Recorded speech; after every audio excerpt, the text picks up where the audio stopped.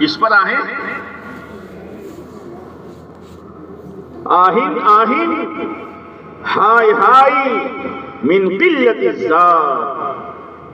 तोशा बहुत थोड़ा है, तोशा बहुत थोड़ा है, सफर बड़ा लंबा है और सफर अनजाना है। रो रहे हैं। जिनके बारे में अल्लाह के नबी अलैहिस्सलाम ये फरमा रहे हो कि अली तेरी मेरी जन्नत आमने सामने होगी, इसका तोशा थोड़ा हो सकता है? यहां तो तोशे में झूठ के सिवा कुछ नहीं, सूद के सिवा कुछ नहीं, धोखे के सिवा कुछ नहीं, नमाजों के जनाजे के सिवा कुछ नहीं है, गद्दारी के सिवा कुछ नहीं है, मुसलमानों के हुकूक बर्बाद करने के सिवा तोशे में कुछ नहीं है। और मुतमईन है फसौफ तरा इदन कशफल गुबारू अफरसुन तहत रिजलिका मिहमारू।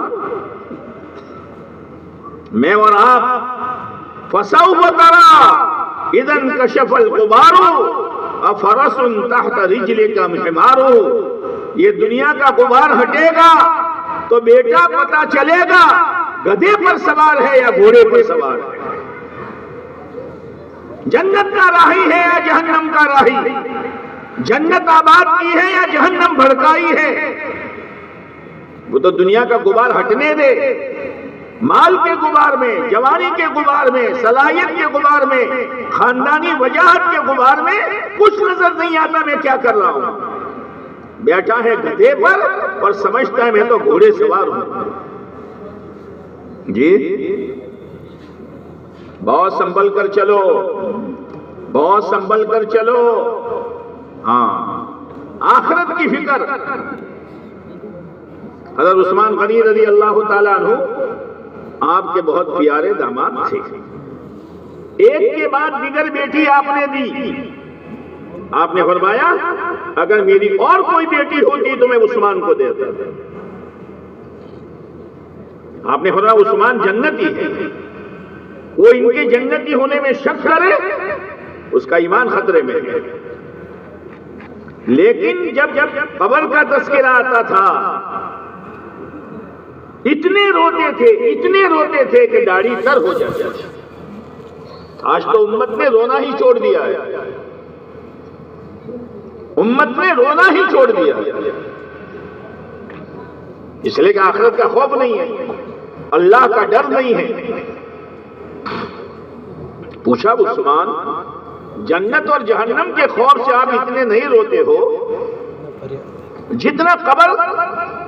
हाँ हाँ, मैंने मेरे आका हजरत मोहम्मद सल्लल्लाहु अलैहि वसल्लम को फरमाते हुए सुना है कब्र आखिरत की मंजिलों में से पहली मंजिल, जो इससे पार हो गया बाकी की सारी मंजिलें आसान, और जो इसमें फंस गया बाकी की सारी मंजिलें मुश्किल है। ये है आखिरत। इमाम ज़ैनुल आबिदीन रहमतुल्लाह अलैह अली बिन हुसैन जो करबला में बचे थे और उनसे इमाम हुसैन रज़ी अल्लाह तआला की नस्ल चली, एक मर्तबा हरम शरीफ में कंकरियों पर लेटे हैं और ज़ारो कतार रो रहे हैं। किसी ने कहा ज़ैनुल आबिदीन, हाँ इतने रोते हो, सैयद हो, सादात में से हो, क्या कहा? फला अंसाब बैनहुम यौमइज़िन वला यतसाअलून। क़यामत के दिन हसब नसब नहीं चलेगा। रो रहे हैं, रो रहे हैं आखिरत का फिक्र कर कि मेरा क्या होगा आखिरत में, मेरा क्या होगा आखिरत में। हज़रत उमर रज़ी अल्लाह ताला अन्हु खंजर मारा फजर की नमाज में, बड़ी मुश्किल से बाहर लाया गया, अब खून बह रहा है। बेटे से कहा बेटा मदीना का चक्कर लगाओ, मेरे खंजर लगने पर लोग खुश है या नाराज है? अगर खुश है कि अच्छा है, कांटा सा जा रहा है, तो मेरी जिंदगी सही नहीं है। और अगर नाराज है तो अल्लाह का शुक्र है कि अल्लाह के बंदे मुझसे राजी हैं। आज तो बाप नाराज है, मां नाराज है, रिश्तेदार नाराज है, पड़ोसी नाराज है। आपने फरमाया खुदा की कसम वो शख्स मोमिन नहीं, खुदा की कसम वो शख्स मोमिन नहीं, खुदा की कसम वो शख्स मोमिन नहीं। साहबा हिल गए, ये अल्लाह के नबी अलैहिस्सलाम कौन? आपने फरमाया वो कि जिसकी तकलीफ से उसका पड़ोसी अमन में न हो। क्या हुआ? बाप से लड़ाई करता है, बूढ़ी मां से लड़ाई करता है। तो एक बूढ़े बाप ने, एक बूढ़ी मां ने 3 लड़कियां व 3 लड़कों को पाला, मजदूरी की, गर्मी नहीं देखी, सर्दी नहीं देखी, बारिश नहीं देखी, और 3 भाई मिलकर बूढ़े माँ बाप को नहीं पाल सकते हैं। ला इलाहा इल्लल्लाह। माँ बाप बोझ बन गए, माँ बाप तो रहमत है। आपने फरमाया तेरा बाप तेरी जन्नत का दरवाजा है और तेरी माँ के पांव के नीचे जन्नत है। इमाम ज़ैनुल आबिदीन रहमतुल्लाह अलैह अपने माँ के कपड़े खुद धोते थे, सर में तेल खुद डालते थे, लेकिन साथ में खाना नहीं खाते थे। किसी ने पूछा, अली साथ में खाना नहीं खाते हो? कि इसलिए नहीं खाता हूं कि कोई लुकमा मेरी मां को पसंद हो, कहीं ऐसा ना हो कि उनका हाथ पड़ने से पहले मैं खा लूं। ओ भाइयों, आज तो माँ बाप मेरे हैं, माँ बाप आपके हैं, खिदमत मेरे जिम्मे है। और ये ऑर्डर किसको करता है? बीवी को। माँ के कपड़े धो डालने के, बाप की खिदमत करने की, वो तो तेरे माँ बाप है, बीवी के जिम्मे नहीं है। हाँ, इसका दीनी ज़हन बना कि मैं मशगूल हूं खेती बाड़ी में, कारोबार में, धंधे में, मुझे मौका नहीं मिलता, तू कर ले, अल्लाह तुझे जज़ाए खैर देगा। और कुछ खाली जबानी नहीं, महीना पूरा होने पर कुछ दे कि लो ये 2000 रुपये, काहे के? तुम माँ बाप की खिदमत करती हो ना, देना बहना कुछ नहीं। और ऑर्डर नहीं चलेगा, नहीं चलेगा। खिदमत लो, लेकिन दिल की खुशी के साथ। माँ बाप को बोझ न समझो, अपना मुआशरा सही रखो, सर के बालों से लेकर पैर के नाखून तक इस्लाम ही इस्लाम हो। इसलिए कि इंसान की बॉडी कहां से शुरू होगी? बैठे रहो फजर तक, कहां से शुरू होगी? कब्र तक। सर से कहां से शुरू होगी? तुम्हारे पेट से शुरू होगी। कहां से शुरू होगी? सर। तो सर पर जो बाल है वो मेरे और आपके नहीं है, और वो बाल भी बहुत बड़ी नेमत है। हमारे यहाँ एक डॉक्टर गंजा था, गंजा जानते हो? हाँ, उसके बाल नहीं थे तो 7 लाख रुपये देकर बाल लगवाए। 7 लाख रुपये। मैं गया था उसके बाद इलाज के लिए, 7 लाख। वो अल्लाह ने उगाए हैं। ये सरकारी घास है, सरकारी घास है। जब चाहे उस तरह, जब चाहे कैंची और जिस तरह चाहे, तो नहीं कटवा सकता, नहीं कटवा सकता। आजकल जो बला चली है ना, बीच के बराबर रखो और साइड के क्या करो, बोलो ना, जायज नहीं है। जब तक ये बाल तेरे सर पर रहेंगे, खुदा की लानत के नीचे तू रहेगा। क्या कर रहे हो? क्या कर रहे हो?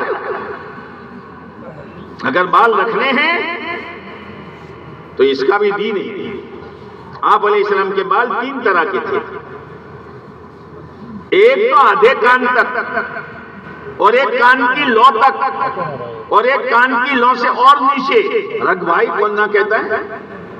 और अगर तू चाहे कि नहीं, जैसे सरकारी घास में बाज घास ऐसी होती है कि जिस पर मशीन चला दी जाती है और जमीन के बराबर कर दी जाती है, तो तुझे अगर उस तरह चलाना हो, मशीन चलाना हो, तो पूरे पर चला।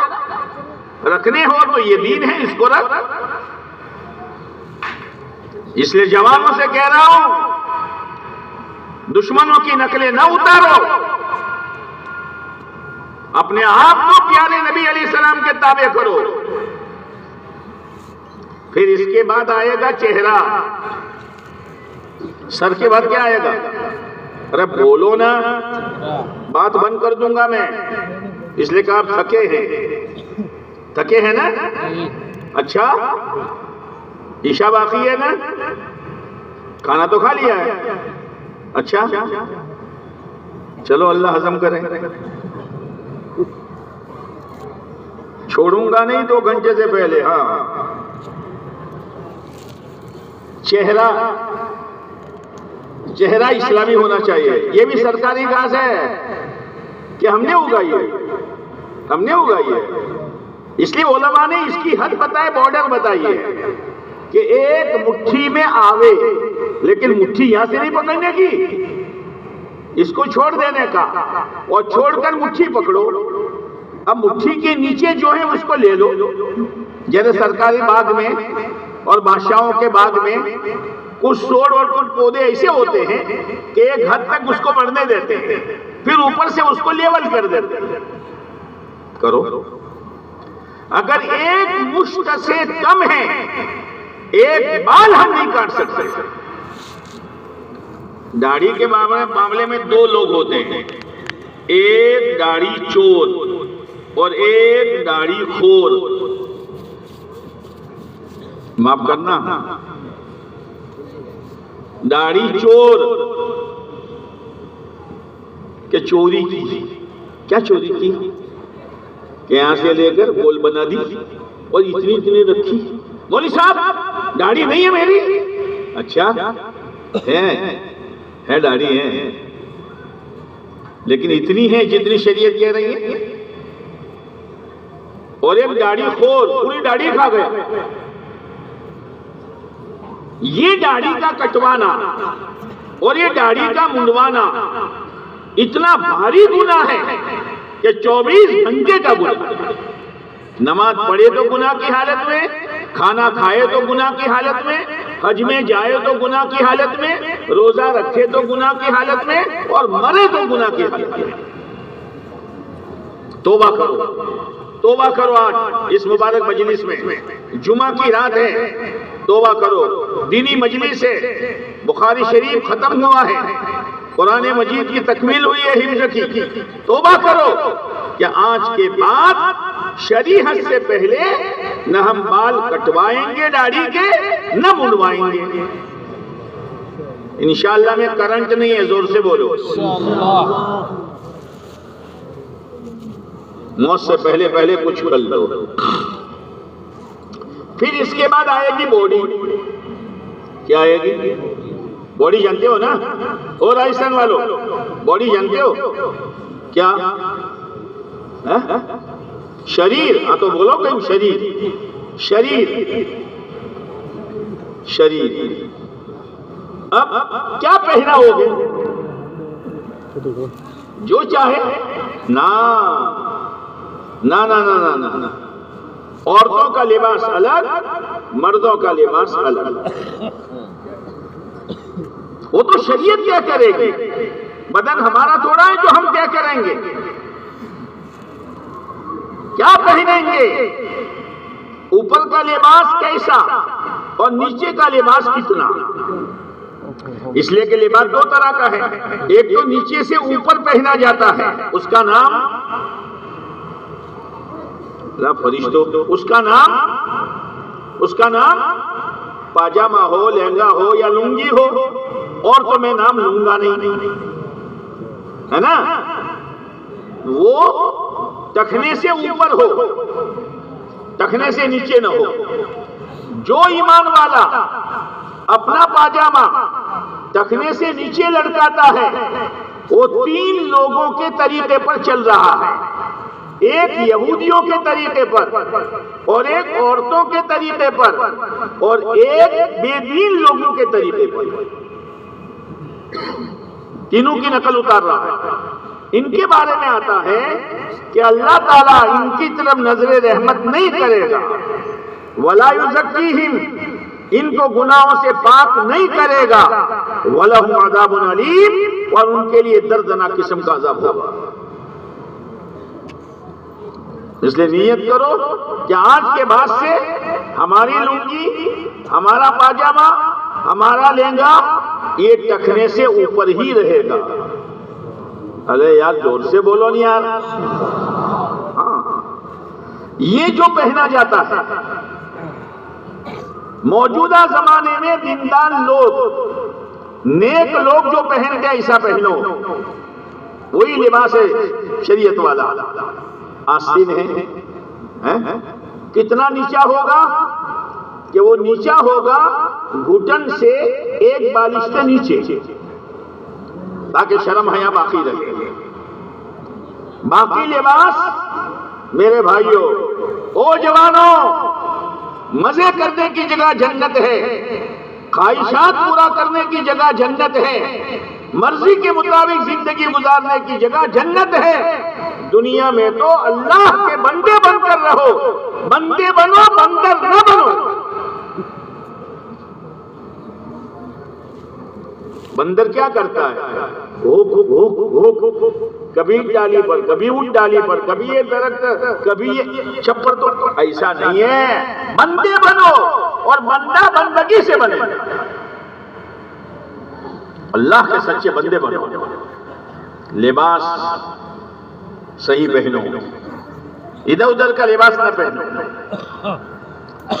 अब शैतान आएगा, मौल साहब सिला दिया है, अब इंशाअल्लाह फटेगा तो फिर ऐसा पहनूंगा, मौत तक नहीं फटेगा। इसलिए कि कपड़े ऐसे ही हैं, निकाल, बिस्तर में डाल, तकिए में डाल, काट कर छोटे बच्चों को पहना।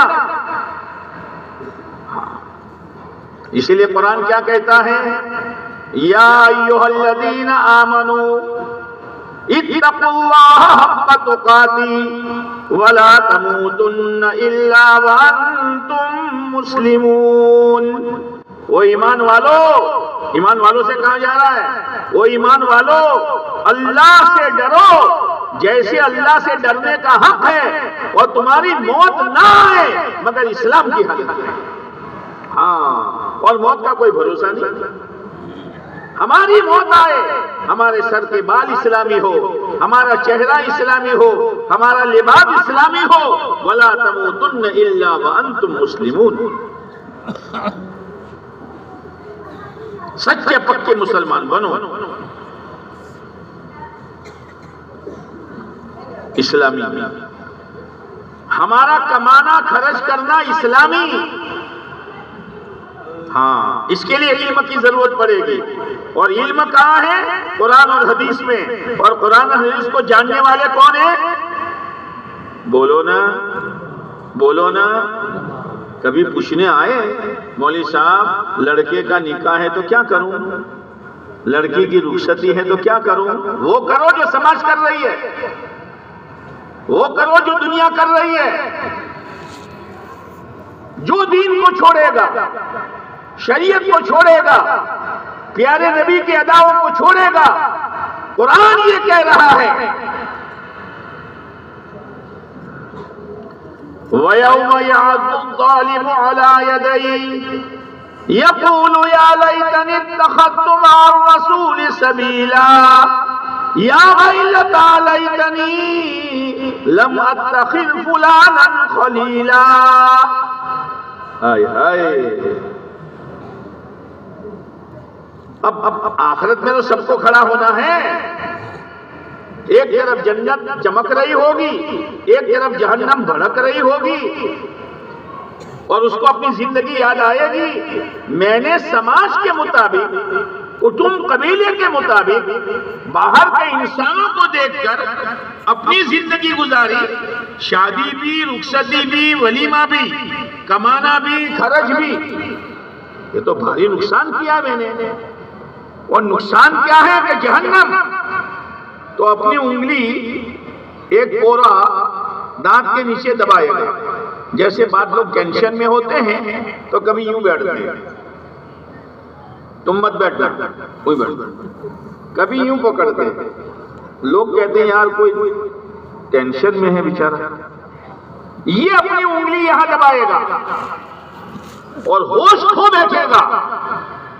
यहां से चबाते चबाते कोहनी तक हाथ चबा कर खा जाएगा। और क्या कहेगा, क्या अच्छा होता प्यारे नबी वाला दीन अपना लेता। चेहरे में भी, बालों में भी, कपड़ों में भी, शादी में भी, बिया में भी, मौत मय्यत में भी, कमाने में भी, खर्च में भी, क्या अच्छा होता। और साथ में दूसरी साइड भी बोलेगा, काश कबीले की बात न मानता, खानदान की बात न मानता, दोस्तों की बात न मानता, तो क्या अच्छा होता। लेकिन कोई बूढ़ा यूं कहे, क्या अच्छा होता जवानी वापस आ जाए, आएगी?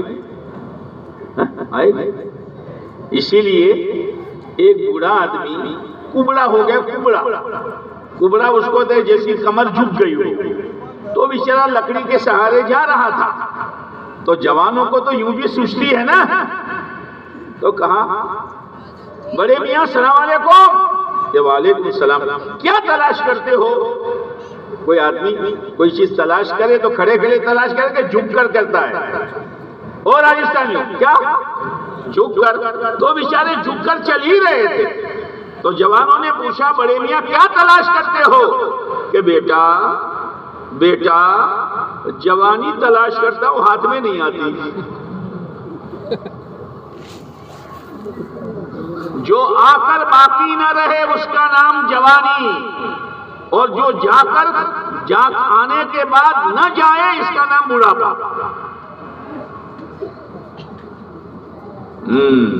इसीलिए बाद लोग जवान बनने के लिए दाढ़ी सुबेद हो जाती है ना, तो पॉलिश करते, दाढ़ी को पॉलिश करते,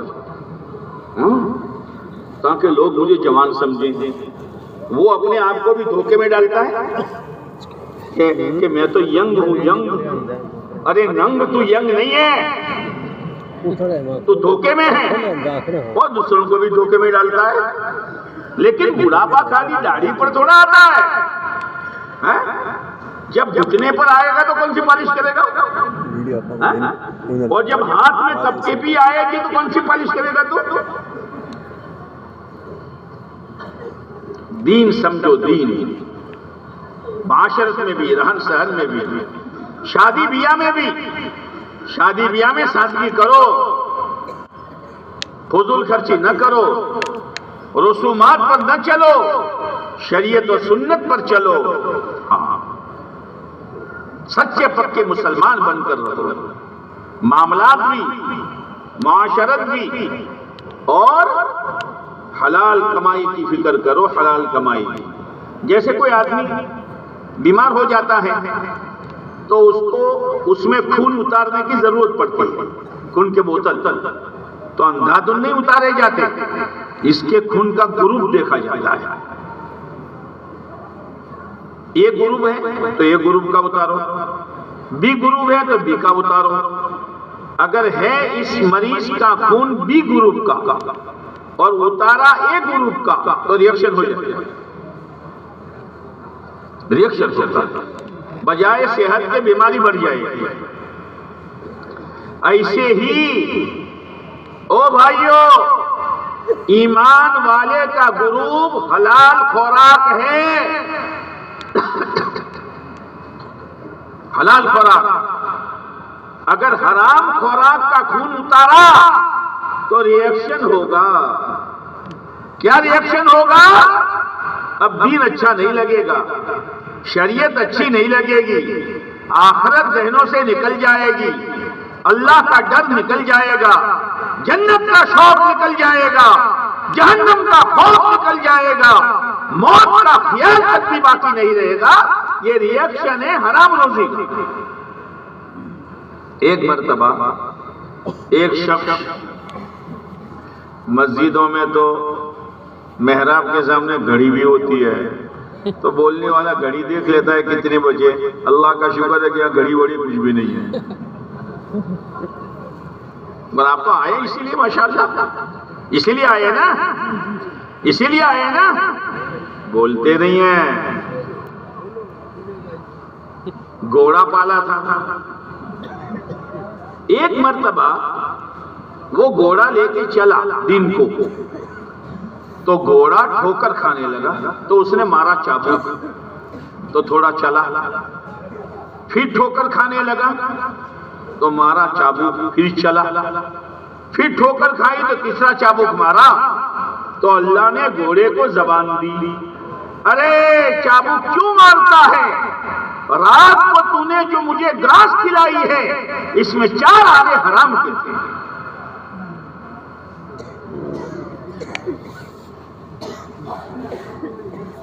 जब घोड़े और जानवर पर हराम रोजी का असर पड़ता है तो औलादों पर नहीं पड़ेगा, बच्चियों पर नहीं पड़ेगा, औरतों पर नहीं पड़ेगा। हराम लुक्मे घरों में लाकर, हराम कारोबार करके, हराम रोजी खिलाकर ये उम्मीद मत रखना कि ये लड़के मस्जिदों में आएंगे और ये लड़कियां शर्म हया की जिंदगी गुजारेगी और ये औरतें आखिरत की फिक्र करेगी, उम्मीद मत रखना। Thanks for watching. Don't forget to like, comment, share and subscribe to Al Wahid channel.